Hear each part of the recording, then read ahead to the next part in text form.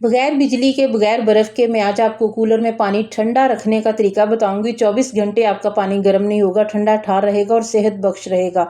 किसी भी किस्म का मैदे का नुक्स है तो वो भी आपका ख़त्म हो जाएगा ये पानी पी के। उसके बाद मैं आपके साथ शेयर करूँगी गंदा तरीन एसी का फ़िल्टर किस तरीके से आप मिनटों में साफ़ कर सकते हैं। और ये वाला जो पत्थर है ना, ये आपके घर में हो तो आप बहुत सारी परेशानियों से बच पाएँगे।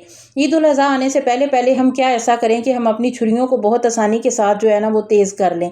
इतनी ज़्यादा चमचमाने लग जाएँ। जब हम नेल पॉलिश लगा लेते हैं, फिर जब हमने नमाज़ पढ़ना होती है तो फिर किस तरीके से हम उससे जो है ना वो जान छुड़ा सकते हैं।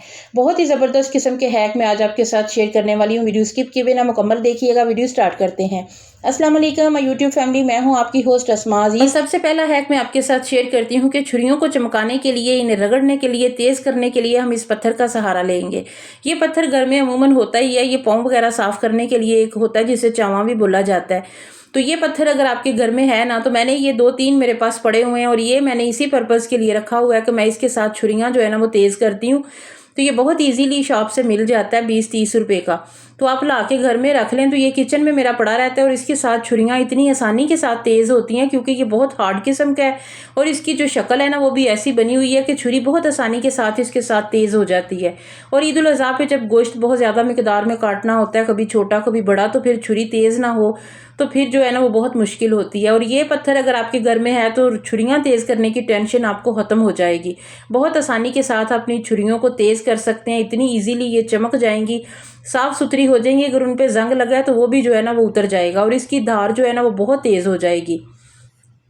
जिनके पास इस तरह का पत्थर नहीं है उनके लिए मैं 2 और आइडियाज़ भी शेयर करती हूँ, क्योंकि आजकल जो है ना वो छुरी तेज़ करना सबसे मेन है। क्योंकि ईद उल अज़हा करीब है तो छुरियाँ तेज़ लाजमी हमने करनी है।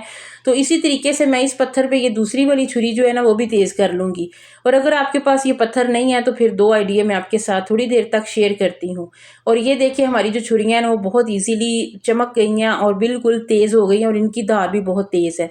इस तरीके का अगर आपके पास मिट्टी का कोई प्याला है ना, तो आप तो उसकी बैक पे भी जो है ना आप छुरी को अच्छी तरह रगड़ेंगे ना तो आपकी छुरी जो है वो तेज़ हो जाएगी। ये भी बहुत आसान तरीका है। अगर ये भी नहीं है तो आप कप है आपके पास तो कप की बैक पे भी जो है ना वो तेज़ हो जाएगी। लेकिन सबसे ज़्यादा जो मैंने पहले पत्थर आपको दिखाया है ना, उसके साथ तो कमाल ही हो जाता है। अगर वो आपके पास है, अगर नहीं भी है तो ये ख़रीद लेंगे तो बहुत सस्ते में मिल जाता है।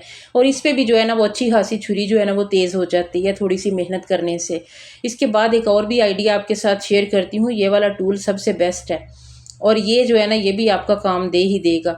और इसके बाद मैं आपके साथ शेयर करूं कि इस तरीके की पत्थर की दोरी है ना आपके पास, तो उसकी जो कॉर्नर है उसके ऊपर भी जो है ना आप अच्छे तरीके से छुरी को तेज़ कर सकते हैं, क्योंकि इस तरह भी छुरी जो है ना वो काफ़ी हद तक उसकी धार तेज़ हो जाती है।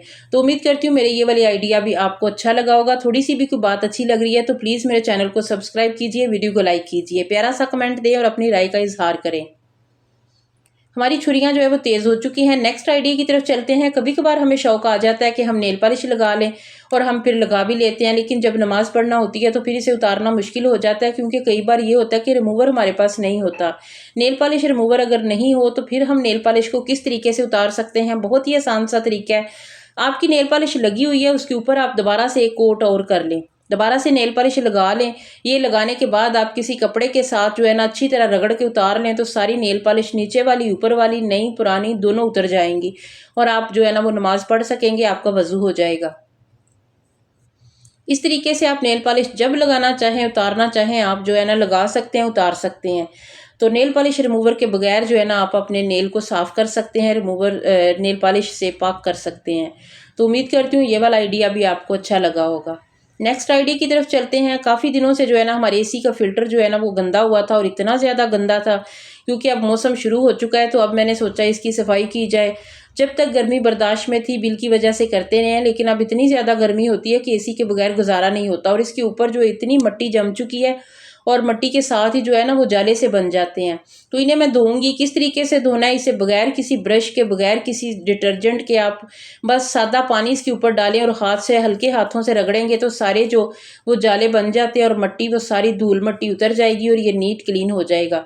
अगर आप बहुत ज़्यादा गंदा हो तो फिर एक चुटकी सरफ इसके ऊपर डाल के ना तो सादा पानी के साथ आपने इसे धो लेना है। और उसके बाद फ़ौरन से खुश करना हो तो किसी कपड़े के ऊपर फैला के और दूसरा लॉन का नरम कपड़ा लेके तो इसे हल्के हाथों से साफ़ कर लें। तो ये मैंने इंस्टेंट इसे जो है ना वो एसी में एडजस्ट करना था, इसलिए मैं इस तरीके से इसे साफ़ कर रही हूँ। वैसे आप पंखे के नीचे रखें तो 15-20 मिनट में ये ड्राई हो जाएगा, लेकिन अगर फ़ौरन से इसे इस्तेमाल करना है तो फिर आप इस तरीके से हल्के हाथों से नरम कपड़े के साथ आप इसका जो है ना टैप टैप करके इसकी जो सारा इसका पानी है वो साफ़ करें, और इस तरीके से ये ड्राई हो जाएगा। उसके बाद आप इसे इस्तेमाल कर सकते हैं। किसी भी हार्ड कपड़े से नहीं साफ़ करना, क्योंकि इसका फ़िल्टर बहुत नाजुक होता है, और हल्के हाथों से साफ़ करके तो आप इसे जो है ना इस्तेमाल कर सकते हैं। नेक्स्ट आइडिया बहुत ही ख़ास है। पानी बगैर बिजली के आप किस तरीके से ठंडा कर सकते हैं और इस चीज़ से किस तरह आप ठंडा करेंगे। तो सबसे पहले हम अपने कूलर को धोएंगे। ये पिछले साल का पड़ा हुआ था जो कि अंदर से बहुत पीला हो चुका है, आपने देखा ही होगा। तो ये मैंने नमक डाला है, तकरीबन 1-1.5 चम्मच के करीब इसमें नमक है, और उसके बाद मैंने थोड़ा सा साबुन लगाया था और इसे अच्छे तरीके से साफ़ कर लें। नमक